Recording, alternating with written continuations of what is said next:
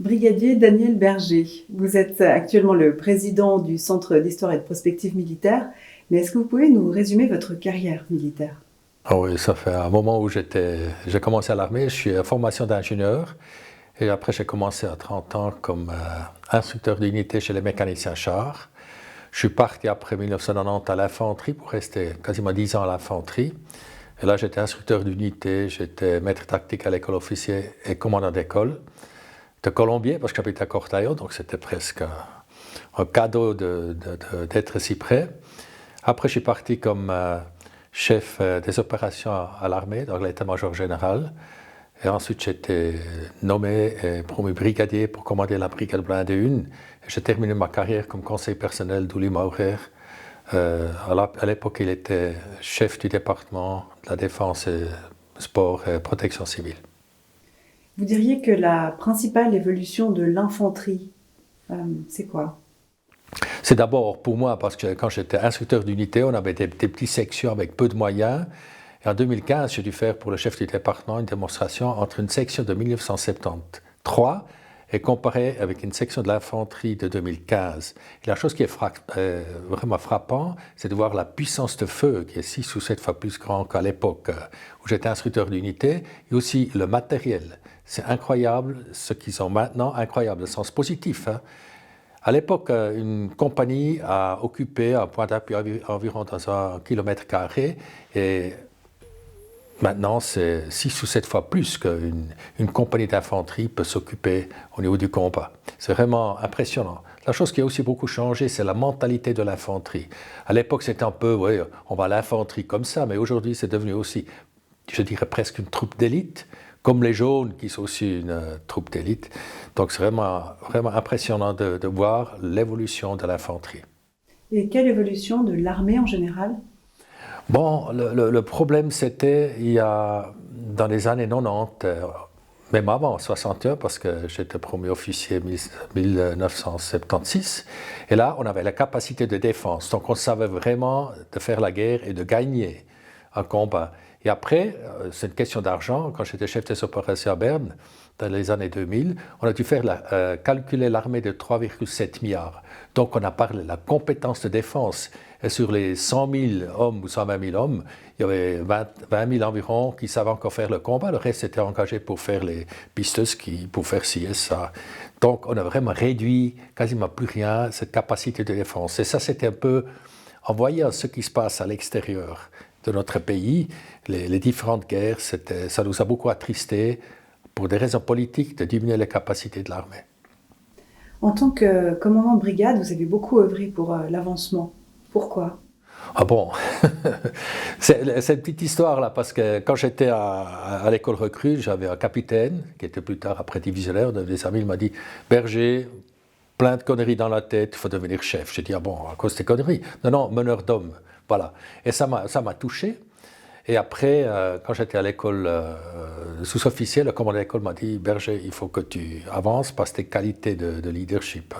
Bon, c'est comme ça que j'ai continué. Finalement, quand j'étais une fois dans le système, à 30 ans, c'est le commandant de l'école officier qui m'a téléphoné « Berger, tu as toujours fait tes commentaires à l'école officier, c'était pas bon, tu as fait tes critiques, maintenant tu peux mieux faire, il faut s'engager comme instructeur ». Voilà, je suis parti comme ça, et finalement je me dis, si j'étais la chance d'aller plus haut, parce que je suis convaincu qu'il faut bien travailler, donc ça m'a pris comme ça.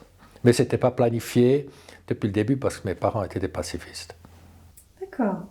Alors justement, vous êtes militaire de père en fils, alors pas au niveau de vos parents, mais en tout cas au niveau de la descendance, puisque votre fils est aussi officier de carrière. C'est vous qui avez su lui insuffler cet intérêt? Je sais pas. La seule chose que je lui ai dit, c'était au moins tu fais l'école recrue. C'est une question d'honneur. En plus, il était fit et tout. J'ai dit tu fais ça. Et après, voilà, ça se donne une chose à l'autre. Un de mes amis était son instructeur d'unité, un autre ami était son commandant d'école. Et c'est eux qui s'en occupaient. Mais bien sûr, ça m'a fait plaisir quand, à 30 ans, il a décidé de faire officier de carrière. Ça m'a fait beaucoup plaisir, ça c'est sûr. Encore pour l'histoire, mon père était un des premiers soldats fantassins qui a rendu l'arme pendant la dernière guerre mondiale pour devenir soldat sanitaire non armé. Voilà, c'est pour dire l'histoire militaire de notre famille. Bon, vous êtes toujours très impliqué dans le domaine. Quel regard vous portez sur notre armée aujourd'hui et sur le chemin à prendre dans le contexte actuel? Bon, comme je vous ai dit, on avait la capacité de défense, que j'ai vécu comme jeune officier, aussi comme colonel, parce que je commandais un régiment. Et après, on est retourné, on est descendu un peu dans la compétence de défense.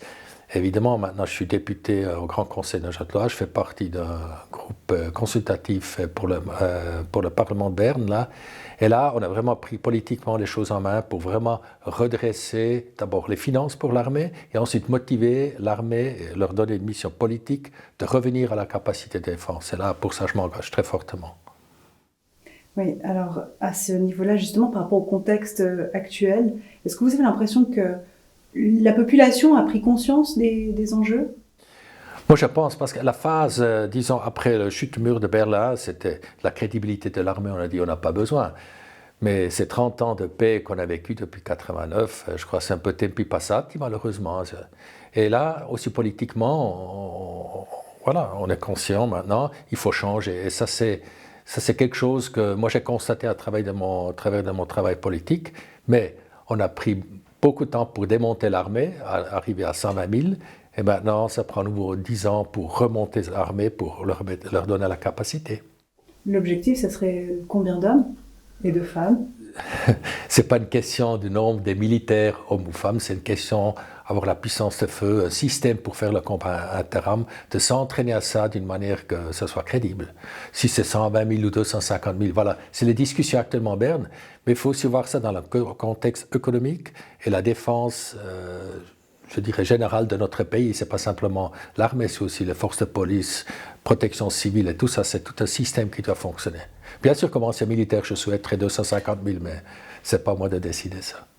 Bon, revenons sur le CHPM, donc le Centre d'histoire et de prospective militaire. Quel est son but? Quels sont les objectifs actuels? Nous, avec le directeur scientifique, Alex Autravers, on a décidé, là, évidemment avec le comité, de réorienter un petit peu notre perspective, pas simplement sur le tempi passati, mais un peu aussi sur l'avenir. On a commencé toute une série au niveau technologie, au niveau des guerres actuelles qui ont lieu, de tirer les enseignements et de voir quel est l'impact, quel doit être l'impact pour l'enseignement pour notre armée. Je crois que c'est ça qui est important à faire. C'est tous les militaires et tous les fans de l'histoire militaire qui sont intéressés à tirer les conclusions, les conséquences. Et essayer à motiver les politiciens de pousser l'armée de revenir à ça. Alors si vous aviez justement un mot à adresser aux politiciens qui regarderaient cette vidéo, ce serait quoi? Réfléchissez bien, on a besoin d'une armée forte parce qu'une neutralité armée doit être faite par une armée forte et pas simplement des figurants sur un papier. Brigadier Berger, merci. Merci.